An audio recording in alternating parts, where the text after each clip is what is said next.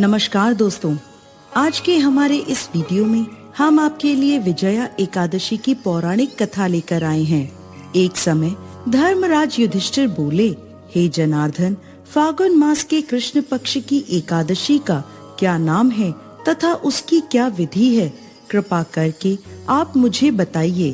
तब श्री भगवान बोले, हे राजन, फागुन मास के कृष्ण पक्ष की एकादशी का नाम विजया एकादशी है। अपने नाम के अनुसार ये बहुत ही कल्याणकारी और विजय दिलाने वाली एकादशी है। इस एकादशी की महत्ता को संसार तक पहुंचाने के लिए स्वयं भगवान श्री राम ने भी इस एकादशी का व्रत और पूजन किया था।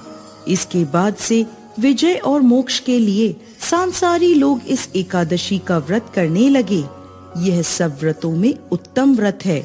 इस विजया एकादशी के महात्म्य के श्रवण व पाठन से समस्त पाप नाश को प्राप्त हो जाते हैं। एक समय देवर्षि नारद जी ने जगत पिता ब्रह्मा जी से कहा, महाराज, आप मुझे फागुन मास के कृष्ण पक्ष की एकादशी का विधान कहिए। ब्रह्मा जी कहते हैं, हे नारद, विजया एकादशी का व्रत पुराने तथा नए पापों को नाश करने वाला है।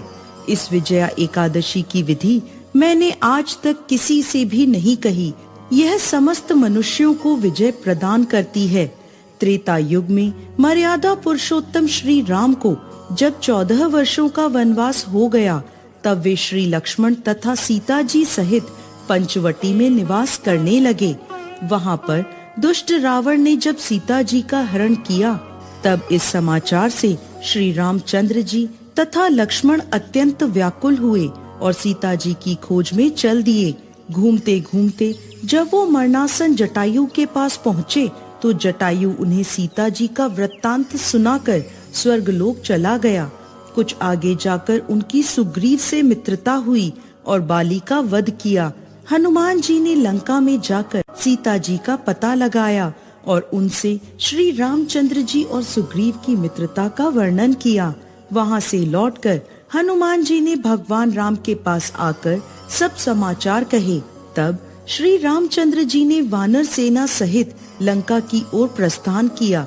जब वह समुद्र के किनारे पहुँचे, उस अगाध समुद्र को देखकर लक्ष्मण जी से कहा कि इस समुद्र को हम किस प्रकार से पार करेंगे।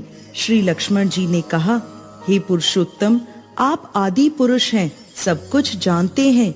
यहाँ से आधा योजन दूरी पर कुमारी द्वीप में वक्लाद्भय नाम के मुनि रहते हैं। उन्होंने अनेक ब्रह्मा देखे हैं। आप उनके पास जाकर इसका उपाय पूछिए। लक्ष्मण जी के इस प्रकार के वचन सुनकर श्री रामचंद्र जी वक्लाभय ऋषि के पास गए और उनको प्रणाम करके बैठ गए। मुनि ने भी उनको मनुष्य रूप धारण किए हुए पूर्ण पुरुषोत्तम समझकर उनसे पूछा, हे राम, आपका आना कैसे हुआ? रामचंद्र जी कहने लगे, हे ऋषि, मैं अपनी सेना सहित यहाँ आया हूँ और राक्षसों को जीतने के लिए लंका जा रहा हूँ। आप कृपा करके समुद्र पार करने का कोई उपाय बतलाइए। मैं इसी कारण आपके पास आया हूँ। वक्लाद्भय ऋषि बोले, हे राम, फागुन मास के कृष्ण पक्ष की एकादशी का उत्तम व्रत करने से निश्चय ही आपकी विजय होगी। साथ ही आप समुद्र भी अवश्य पार कर लेंगे। इस व्रत की विधि यह है कि दशमी के दिन स्वर्ण, चांदी, तांबा या मिट्टी का एक घड़ा बनाएं। उस घड़े को जल से भरकर तथा 5 पल्लव रख वेदिका पर स्थापित करें। उस घड़े के नीचे सतनजा और ऊपर जौ रखें। इस पर श्री नारायण भगवान की स्वर्ण की मूर्ति स्थापित करें।